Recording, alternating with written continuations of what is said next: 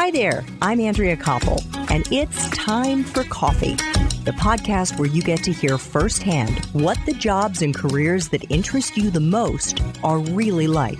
Hey there, Java junkies. Welcome to another K-Cup mini episode of Time for Coffee. By the way, K-Cups come in 3 sizes, single, double, and triple shots, or roughly 1 minute, 5 minutes, or 10 minutes in length. So if you don't have time to throw back an entire caffeinated career conversation, these K-Cup mini episodes of T4C can give you a quick caffeinated fix, whether you're on the go or you only have a few minutes to binge. So grab your mug and take a chug, because it's time for a caffeinated career double shot K-Cup with my guest, Ronnie Gyani.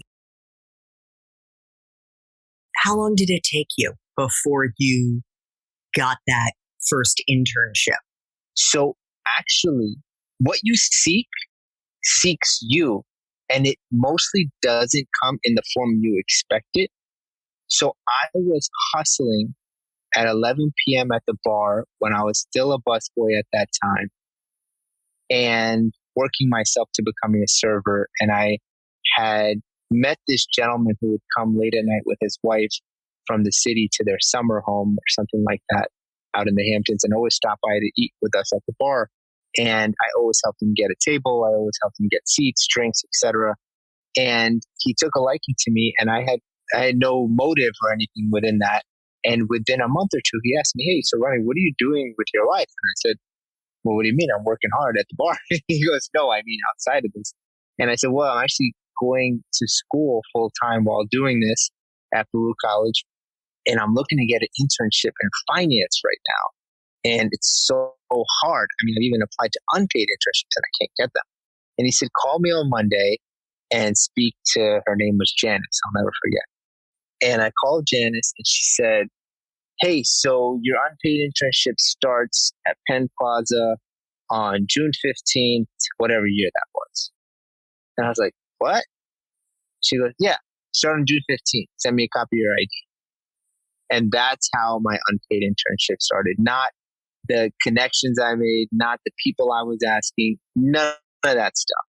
But at the end of the day, in my view, it was the energy, it was the seeking, it was the ask, it was what I was putting out that came back to me, rather than potentially sitting there and sulking over how there's no opportunity at the moment.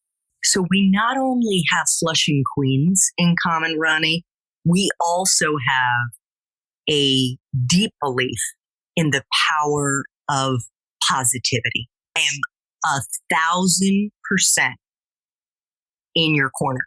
I totally agree, but I would add something. Yeah. And that is the fact that you were bringing your A game to your work as a busboy every time you showed up for work. And you so impressed this man that he wanted to learn more about you. I believe so. Because we had never, we had always said hello. We always had the general formalities, but we had never touched on what I was doing outside of that one conversation after he had maybe met me 5 or 6 times. What you put out there gets noticed. It doesn't always get noticed right away, but over time it does. And so where was that unpaid internship that you got? It was at Citibank, and it was in their wealth management division in Penn Plaza. And I just couldn't tell you how excited I was, not only just for the opportunity, but how this all played out, in that I was doing 2 to 3 jobs and going to school and doing this internship. And it just so happened the office was at Penn Plaza, 34th Street in Manhattan, 7th Avenue, right beside Madison Square Garden.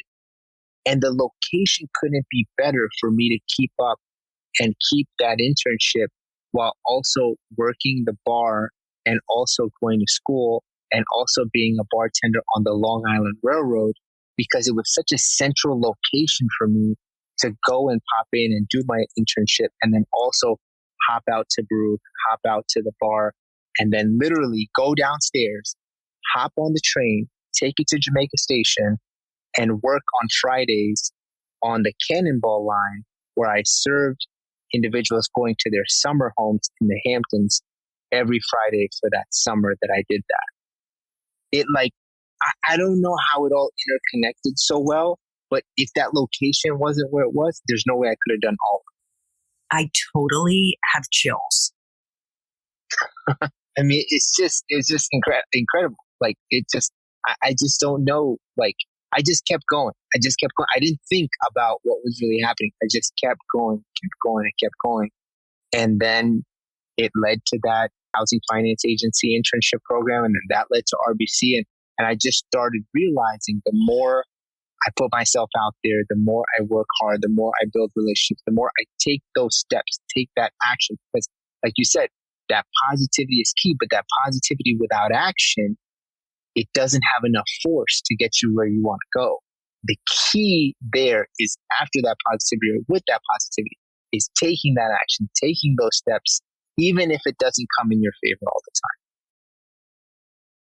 Thanks for tuning in to this K-Cup mini episode of Time for Coffee. If you want to listen to our entire caffeinated career conversation, please check out the show notes for this episode.